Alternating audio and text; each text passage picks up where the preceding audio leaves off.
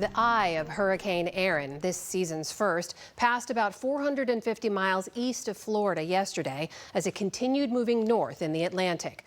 But the storm, which rapidly intensified last week, is a reminder of just how vulnerable South Florida is to the impacts of climate change.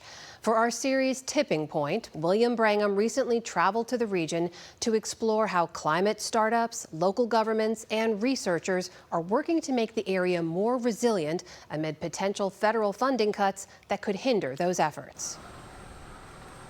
In an industrial warehouse in Miami, modern concrete printing is replicating something nature has done for millions of years. It's actually the world's fastest concrete 3D printer. Anya Freeman is the founder of Kind Designs, a climate and construction startup. It's kind of hypnotic to watch. It's very satisfying. It's like frosting on a cake. In roughly an hour, these thin layers of concrete will have added up to a 10-foot tall seawall, a barrier for where ocean meets land to protect property from the water. But it's not just the printing that makes these unique. The texture and elaborate design mimics the roots of Florida's ubiquitous mangrove trees, creating what Freeman calls a living seawall. So we have a library of designs customized for different marine habitats that's local. So in this case, this is the Miami Beach project. It has the mangrove roots design. And the point is to attract native species. These are very familiar shapes for them, to create caves for them to hide from predators. And also, as a bonus, this also helps dissipate wave energy.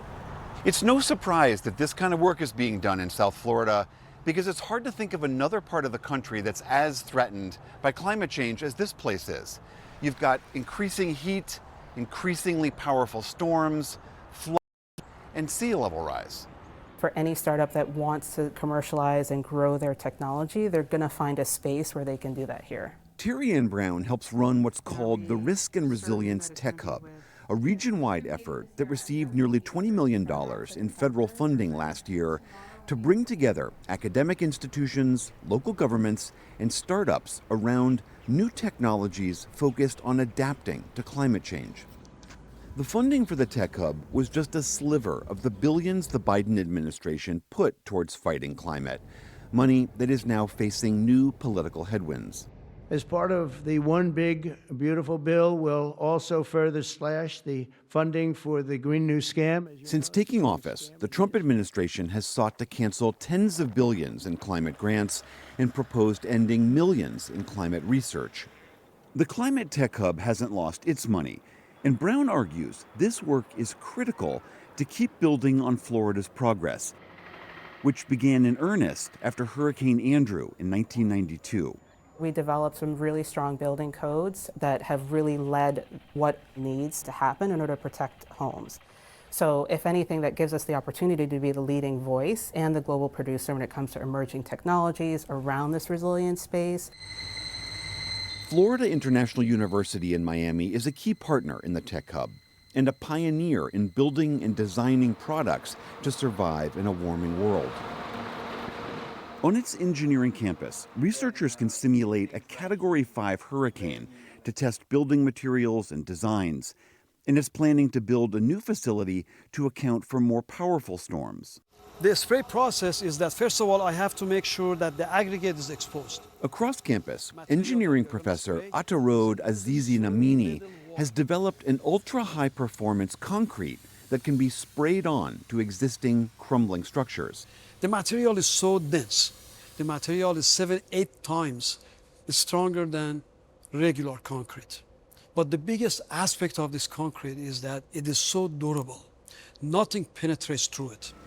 The concrete mix incorporates tiny steel fibers and is designed to repair infrastructure like bridges rather than having to replace them wholesale, saving money and the carbon footprint of rebuilding from scratch. Cement uses lots of energy, produces lots of CO2.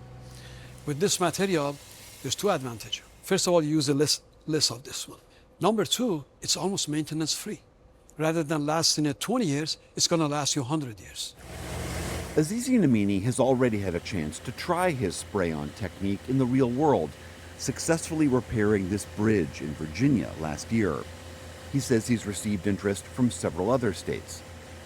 These emerging efforts, supported by the Tech Hub, are happening alongside a long-standing push by local governments to make South Florida more resilient to storms and floods and heat. On Miami Beach, the nearly 8-square-mile barrier island across from Miami, the city has become a model integrating climate adaptation into urban development. Very important to preserve all that we can. Mangroves stabilize the shoreline. The city's chief resilience officer, Amy Knowles, showed us a new city park on Biscayne Bay. So if we were standing here before this project, how much lower would we be? Yeah, so we'd be about 2 feet lower. Over the years, as flooding has gotten worse, the city has been forced to raise whole roads, build a pump system to move excess water out, and stiffen its building code. Miami Beach and this area has so much to offer, but we're in Hurricane Alley and we can't necessarily pick up our island and move it. We are the barrier to the mainland. The city also started a program to subsidize improvements on private property. It's not going to be the full width. In North Miami Beach, homeowner Michael Phillips is showing where a new seawall is being built behind a small condo building. In the 4 years I've been here, I've observed the sea level come up a couple inches. It's a real thing, and it's not going to stop. Phillips Condo Association decided to rebuild and raise its seawall when high tide waters kept overtopping it. So how are you guys able to afford to do this? It's a big hit for a small association like ours. You know, we're only 12 units. These aren't $1 million properties. The building enrolled in the city-run grant program that covers the cost of an engineering consultation and a matching grant of up to $17,500. That will cover less than a third of the total cost. It's really just made it possible for us. Considering this whole thing on our own is just going to be a stretch for a lot of our owners. Given the enormity of the challenges that you all face, do you think there is enough funding to keep this city going? For us, we're taking it one budget at a time. We've brought in about $80 million in funding for resilience projects over the last couple of years. We will continue to go after that grant funding, and we've been able to show results. Knowles cites how infrastructure changes have kept the water at bay and prevented hundreds of tidal flood events. And banking on the continued need for Floridians to adapt, Kind Designs is betting on itself and not tying its future to government funding. These are the completed living seawall panels. Founder Anya Freeman says she's raised $11 million in recent years. Her strategy, make a product that helps people combat climate-driven sea level rise, but makes a profit at the same time. You have to be a capitalist before you're an environmentalist if you want your idea to scale. Because I see so many wonderful ideas and extremely well-meaning founders in the climate technology space, and my vast majority don't make it more than a year because it's just not affordable. Not Absent government intervention or grants. With or without federal support, the reality is that living in this low-lying, storm-prone area means adapting for a warmer world isn't optional. For the PBS NewsHour, I'm William Brangham in South Florida.